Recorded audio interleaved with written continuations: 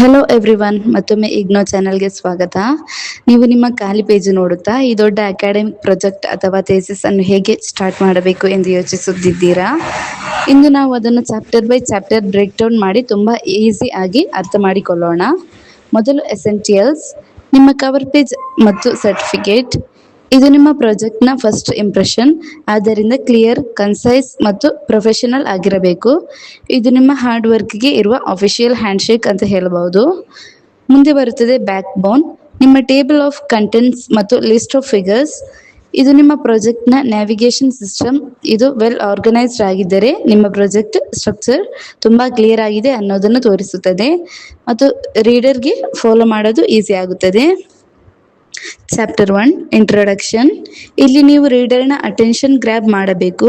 ಇಲ್ಲಿ ನೀವು ಕವರ್ ಮಾಡೋದು ಬ್ಯಾಕ್ಗ್ರೌಂಡ್ ಆಫ್ ದ ಸ್ಟಡಿ, ನಿಮ್ಮ ಟಾಪಿಕ್ ಯಾಕೆ ಇಂಪಾರ್ಟೆಂಟ್, ನಿಮ್ಮ ಆಬ್ಜೆಕ್ಟಿವ್ಸ್, ನೀವು ಏನು ಅಚೀವ್ ಮಾಡಬೇಕು ಅನ್ನೋದನ್ನು, ಮತ್ತು ಸ್ಕೋಪ್, ನೀವು ಯಾವ ಏರಿಯಾ ಮೇಲೆ ಫೋಕಸ್ ಮಾಡ್ತೀರಾ ಅನ್ನೋದನ್ನು.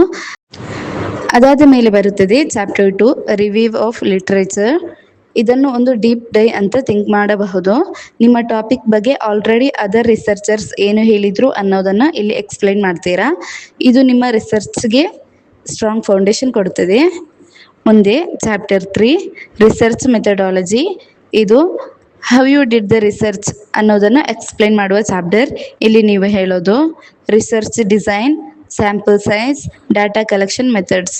ಇದು ನಿಮ್ಮ ಸ್ಟಡಿ ವ್ಯಾಲಿಡ್ ಮತ್ತು ರಿಲಿಯಬಲ್ ಅನ್ನೋದನ್ನು ಶೋ ಮಾಡಲು ತುಂಬ ಇಂಪಾರ್ಟೆಂಟ್. ಅದಾದ ಮೇಲೆ ಬರುತ್ತದೆ chapter 4 data analysis and interpretation. ನೀವು ಡಾಟಾ ಕಲೆಕ್ಟ್ ಮಾಡಿದ್ದೀರಿ, ಈಗ ಏನು? ಇಲ್ಲಿ ನೀವು ಡಾಟಾ ಪ್ರೊಸೆಸ್ ಮಾಡಿ, ರಿಸಲ್ಟ್ಸ್ ಇಂಟರ್ಪ್ರೆಟ್ ಮಾಡಿ, ಫೈಂಡಿಂಗ್ಸ್ ಏನು ಮೀನಿಂಗ್ ಮಾಡುತ್ತದೆ ಅನ್ನೋದನ್ನು ಎಕ್ಸ್ಪ್ಲೈನ್ ಮಾಡ್ತೀರಾ. ಚಾರ್ಟ್ಸ್, ಗ್ರಾಫ್ಸ್, ಕ್ಯಾಲ್ಕುಲೇಷನ್ಸ್ ಯೂಸ್ ಮಾಡಿ ರೀಡರ್ಗೆ ಈಸಿ ಆಗಿ ಅರ್ಥ ಆಗುವಂತೆ ಮಾಡಬೇಕು. Almost there. Chapter 5 findings and conclusion. ಇಲ್ಲಿ ನಿಮ್ಮ ಮೇನ್ ಫೈಂಡಿಂಗ್ಸ್ ಏನು ಅನ್ನೋದನ್ನು ಸಮರೈಸ್ ಮಾಡ್ತೀರಾ ಮತ್ತು ಸಜೆಷನ್ಸ್ ಫಾರ್ ಫ್ಯೂಚರ್ ವರ್ಕ್ ಹಾಗೂ ಕನ್ಕ್ಲೂಷನ್ ಕೊಡ್ತೀರಾ. ಇದು ನಿಮ್ಮ ಎಂಟೈರ್ ಪ್ರಾಜೆಕ್ಟ್ನ ಬಿಗ್ ಟೇಕ್ ಅವೇ. ಇದನ್ನೇ ನಿಮ್ಮ ಮೈಕ್ ಡ್ರಾಪ್ ಮೂಮೆಂಟ್ ಅಂತ ಹೇಳಬಹುದು. ಫಿನಿಶ್ ಮಾಡುವ ಮುಂಚೆ ಇನ್ನೆರಡು ಇಂಪಾರ್ಟೆಂಟ್ ಪೇಜ್, ಡಿಕ್ಲೇರೇಷನ್ ಮತ್ತು ಅಕ್ನಾಲೇಜ್ಮೆಂಟ್. ಡಿಕ್ಲೇರೇಷನ್ನಲ್ಲಿ ಇದು ನಿಮ್ಮ ಓನ್ ವರ್ಕ್ ಅನ್ನೋದನ್ನು ಡಿಕ್ಲೇರ್ ಮಾಡ್ತೀರಾ. ಅಕ್ನಾಲೇಜ್ಮೆಂಟ್ನಲ್ಲಿ ನಿಮಗೆ ಸಪೋರ್ಟ್ ಮಾಡಿದ ಎಲ್ಲರಿಗೂ ಥ್ಯಾಂಕ್ಸ್ ಹೇಳ್ತೀರಾ. ಕೊನೆಗೆ ಬರುತ್ತದೆ ರೆಫರೆನ್ಸಸ್ ಮತ್ತು ಅನೆಕ್ಸಸ್. ನೀವು ಬಳಸಿದ ಸೋರ್ಸಸ್ ಅನ್ನು ಪ್ರಾಪರ್ಲಿ ಸೈಟ್ ಮಾಡಬೇಕು. ಎಕ್ಸ್ಟ್ರಾ ಡಾಟಾ ಅಥವಾ ಡಿಟೇಲ್ಡ್ ಇನ್ಫಾರ್ಮೇಷನ್ ಇದ್ದರೆ ಅದನ್ನು ಅನೆಕ್ಸಸ್ನಲ್ಲಿ ಮಾಡಬಹುದು. ಹೀಗೆ ನಿಮ್ಮ ಕಂಪ್ಲೀಟ್ ಪ್ರಾಜೆಕ್ಟ್ ಸ್ಟ್ರಕ್ಚರ್ ರೆಡಿ ಆಗುತ್ತದೆ. ಮೊದಲಿಗೆ ಇದು ದೊಡ್ಡದಾಗಿ ಕಾಣಬಹುದು, ಆದರೆ ಚಾಪ್ಟರ್ ಬೈ ಚಾಪ್ಟರ್ ಅಪ್ರೋಚ್ ಮಾಡಿದರೆ ಇದು ಟೋಟಲಿ ಮ್ಯಾನೇಜಬಲ್. ನೀವು ಖಂಡಿತ ಮಾಡಬಹುದು.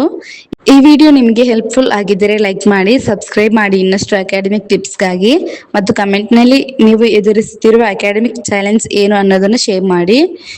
ಓಕೆ, ನೆಕ್ಸ್ಟ್ ವಿಡಿಯೋಯಲ್ಲಿ ಭೇಟಿಯಾಗೋಣ. ಬೈ ಬಾಯ್.